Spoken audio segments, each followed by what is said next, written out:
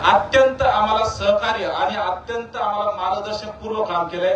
खरं तर त्यांचे आभार आम्ही मानायला पाहिजेत याच्या माध्यमातून, कारण की आम्हाला त्यांनी कुठेही असं वेगळ्या रस्त्याला नेलं नाही। योग्य रस्त्याला आम्हाला माहित नसताना त्यांनी आम्हाला मार्गदर्शन दिलं की असं आपल्याला करावं लागतंय, तसं आपल्याला करावं लागतंय। जसं की हॉटेलची खरेदी सुद्धा असेल, हॉटेलच्या खरेदीमध्ये अनेक जणांनी आम्हाला मार्गदर्शन केलं, अनेक जणांनी आम्हाला सांगितलं इथे हे खरेदी करा, तिथे ते खरेदी करा।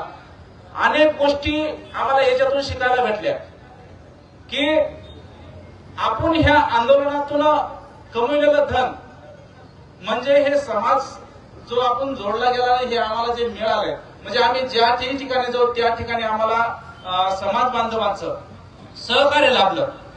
हे सहकार्य असंच तुमचं कायम राहू द्या आणि हा व्यवसाय सुरू केला, ह्या व्यवसायाला तुमचा आशीर्वाद देखील कायम राहू द्या। आणि हा व्यवसाय टाकल्या म्हणून चळवळ बंद होणार नाही, शेवटचं सांगतो चळवळ बंद होणार नाही। ही चळवळ त्या व्यक्तीचा आवाज उठवण्यासाठी, त्या व्यक्तीला न्याय मिळवून देण्यासाठी संघर्ष योद्धा मनोजदादा जरांगे पाटील ज्या ठिकाणी जातील त्या ठिकाणी आम्ही डिजिरॉक आणि मी अमोल तौर त्या ठिकाणी तुम्हाला दिसतो, एवढीच आपल्याला ग्वाही देतो आणि माझं लांबलेलं 2 शब्द संपवतो। धन्यवाद। जय जिजाऊ, जय शिवराय, जय भीम। धन्यवाद।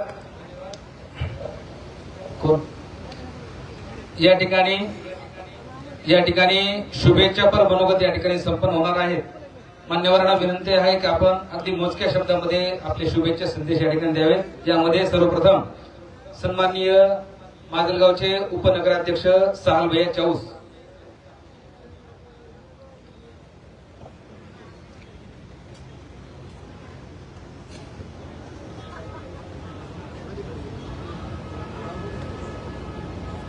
हॅलो। आज या ठिकाणी महाराष्ट्राचे नेते आदरणीय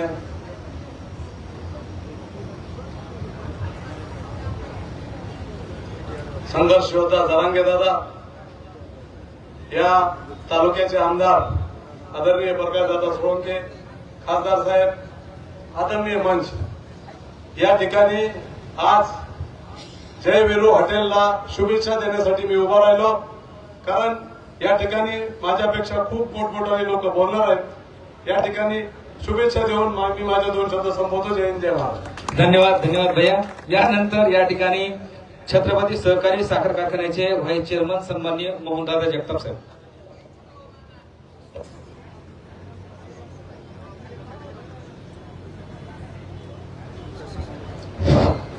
जय वीरू हॉटेलच्या या ठिकाणी तुमचे आमचे सर्व असे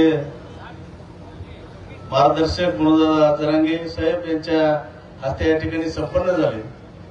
उपस्थित खासदार बजरंग बाप्पा सोनवणे, आमदार प्रकाशदादा सोळंके, माजी आमदार मोहनराव काका, राधाकृष्ण पाटील, तसंच आपले पातूरचे महाराज, व्यासपीठावरचे सर्व या ठिकाणी सर्व मंडळी। हॉटेलचंच नाव आहे जय वीरू, जे की शोले मधलं नाव आहे हे जय वीरू।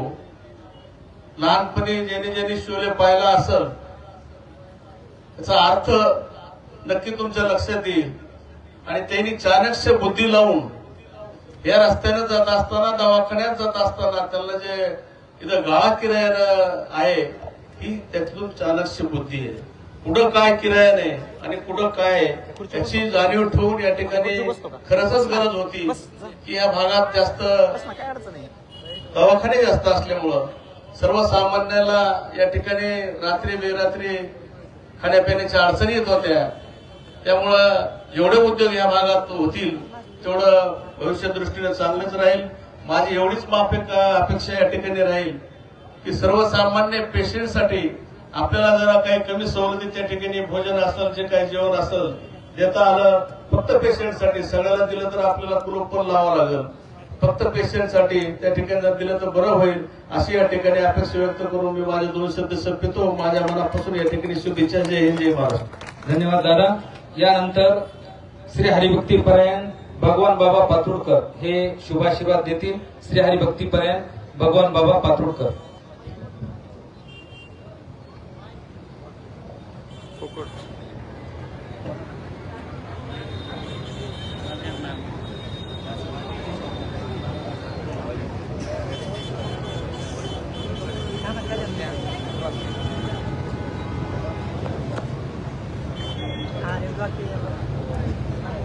महायोग पीठित